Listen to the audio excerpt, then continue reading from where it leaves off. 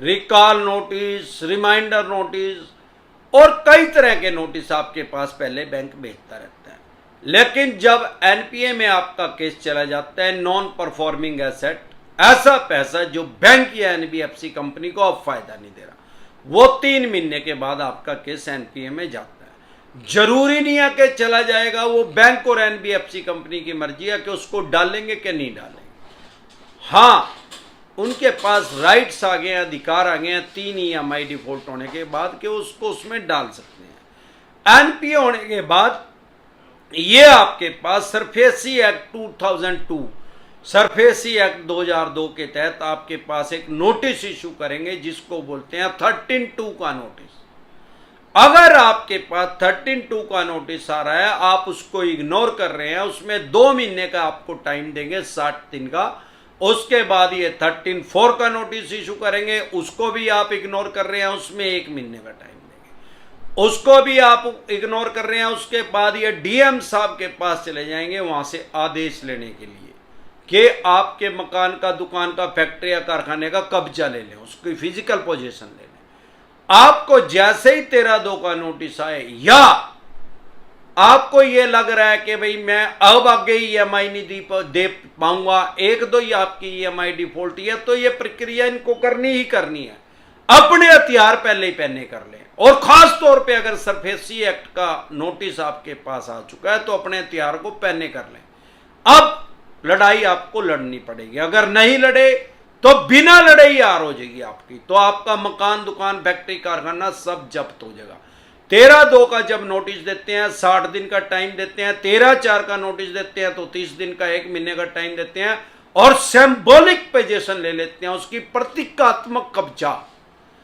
अगर आप फिर भी इनके पैसे नहीं देते तो फिर ये डीएम साहब के ऑर्डर लेके उसका फिजिकल कब्जा ले लेते हैं, उसकी एक्शन कर देते हैं, बोली कर देते हैं। जब ये 13(4) का नोटिस भेजते हैं तो ये आपके खिलाफ, ये किसी भी स्थानीय न्यूज़पेपर में, अखबार में उसकी ऑक्शन की डेट निकाल देते हैं, पब्लिश कर देते हैं, भाई ये मकान, दुकान, फैक्ट्री, कारखाना इस तारीख को बिकेगा।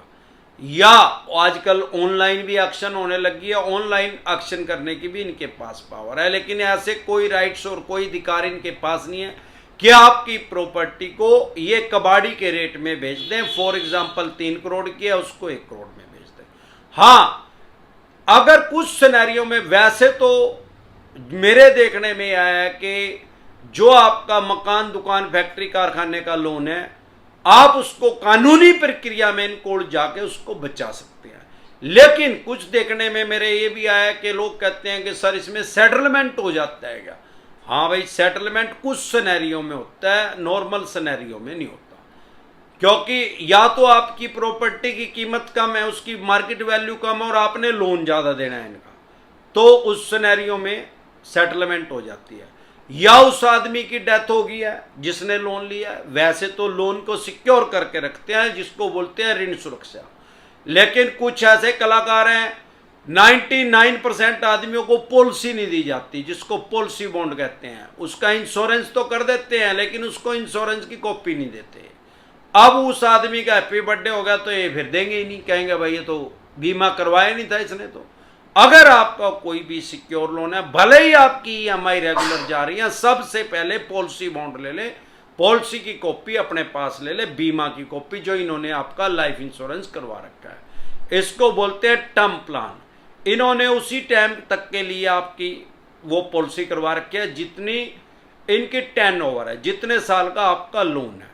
अगर आपके पास वो होगी, अगर भगवान ना करे आप नहीं रहे, तो आपके बच्चों को वो पैसा नहीं देना पड़ेगा। फिर भले वो 50 करोड़ का लोन है, 500 करोड़ का, या 50 लाख का, या 5 लाख का है, लेकिन अगर पॉलिसी नहीं होगी तो 99% चांस है कि ये कहते हैं कि पॉलिसी थी नहीं, इस आदमी ने करवाई नहीं। इस सिनेरियो में भी ये सेटलमेंट के ऑप्शन पे आ जाते हैं। उसके अलावा मैंने नहीं देखा कि किसी सिनेरियो में सेटलमेंट, या ये कानूनी पचड़े में फंस जाए, भाई आपको कानूनी तरीके से इनको दाब लो, तो भी इनके पास सेटलमेंट के अलावा और कोई ऑप्शन नहीं है।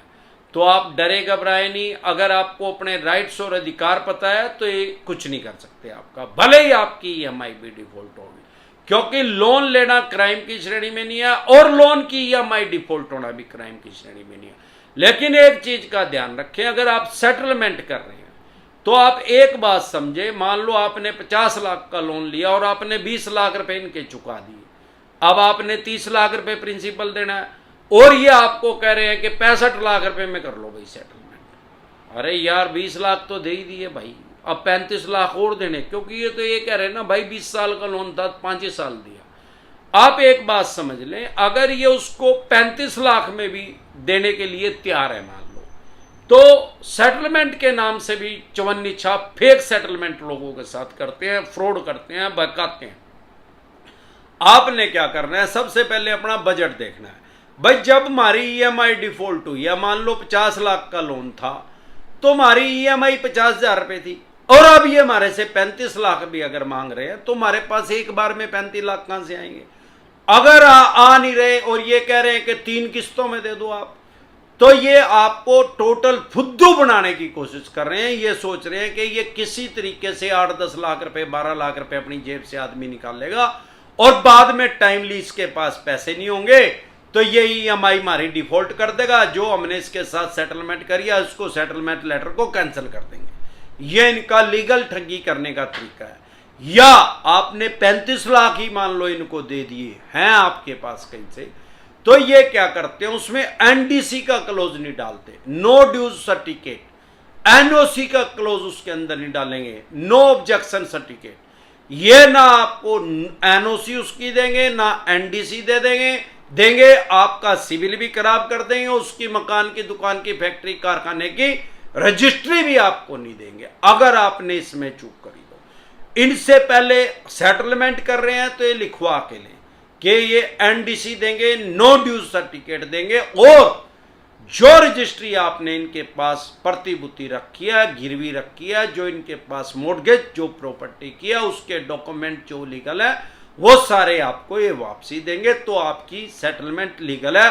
अदरवाइज वो दाव लगा के बाज की तरह बैठे हैं कि इसका ध्यान हटा और हम इसको खा देंगे। इसी तरह की या किसी भी तरह की कोई भी दिक्कत परेशानी आपको या आपके किसी भी यार प्यारे रिश्तेदार को लोन से रिलेटेड कोई भी समस्या दिक्कत परेशानी अगर आ रही है तो आप YouTube के सर्च के ऑप्शन में जाके वो प्रॉब्लम लिखें, आगे डिसेंट एडवाइस लिखें, तुरंत प्रभाव से आपकी समस्या का समाधान हो जाएगा।